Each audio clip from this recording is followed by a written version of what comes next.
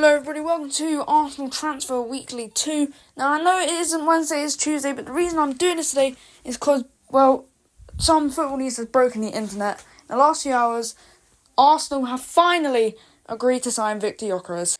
Deal rumoured to be around in the 60 million price range. Now, last week we talked about this, saying Arsenal have got him. Yeah, again, Sport have been asking a lot. Man United could have hijacked the deal, but absolutely not. He wanted Arsenal, and now he is going to Arsenal. Deal completely agreed, deal closed, deal done. He will be an Arsenal player. Now, this is brilliant news. This crazy transfer saga over the last few months has finally been sorted out. And again, I am personally thrilled with this. This is such a good signing. Words cannot describe how good this man is. And now he is ours. And again, obviously, other great news. Mosquera has joined the team on pre-season tour out in Singapore, which again, great news for us. Another good addition for our back line. Now, this is all great and all, but what is next for Arsenal? Now, some would say we are looking, shall we say, to sign another attacking player. Now, again, the Rodrigo rumours, they are very, very ambitious, and I cannot see us getting Rodrigo in any scenario. But someone who I can see us getting is Eberechi Eze. And we talked about him last week, but potential rumour, Chelsea were looking at him, we're looking at him.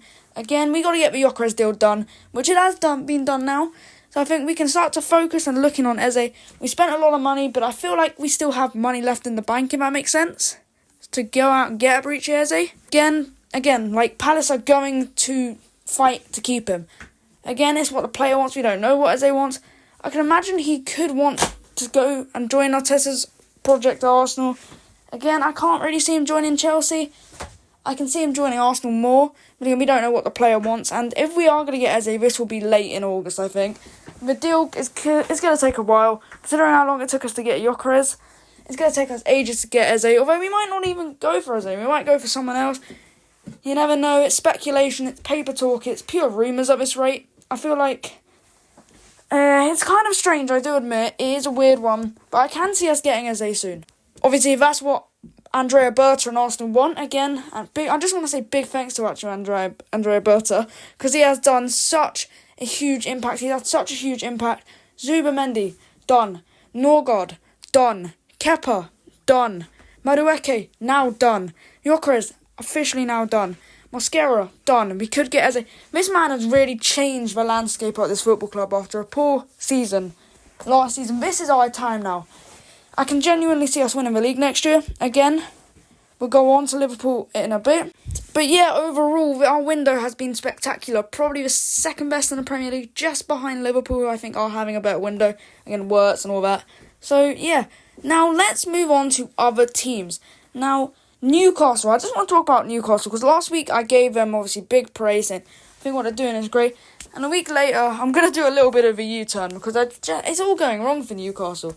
And this transfer window, which had promise, has turned into an absolute shambles. Yes, they signed Elanga, a very good player, but now rumours Isak wants 300k a week, throws more jeopardy into it. Liverpool and potentially some Saudi clubs are looking at Isak. Again, today, Trafford to Newcastle looks like it's completely off. Again, the buyback clause for Man City. Trafford, again, with Edison off to Galatasaray, basically, almost done. This is bad for Newcastle. And again, regulations and all that. And I do feel like the owners could be losing a bit of interest because of these regs, the rules. They're really hurting Newcastle. And this transfer window has been horrible for Newcastle. They lost Mbeumo. He's now gone to Man United. That deal's done. That deal was agreed on Friday. Pedro went to Chelsea a couple of weeks ago. Again, they lost Ekitike. We were talking about him last week. Ekitike to Liverpool is done.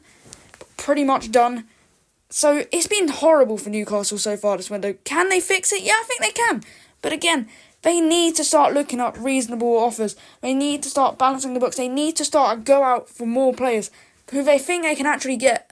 But yeah, I feel like that's enough talk about Newcastle. Let's move on to Man United. Man United finally have their second addition, Bryan Mbeumo. Obviously, going back to what I said, deal agreed on Friday. He's a great addition to Man United. Liverpool, Ekitike. That deal's basically done. Again, another addition to Liverpool. He's going to be huge. If they don't get Isak, which I don't think they will, again, they've got their man, Ekitike.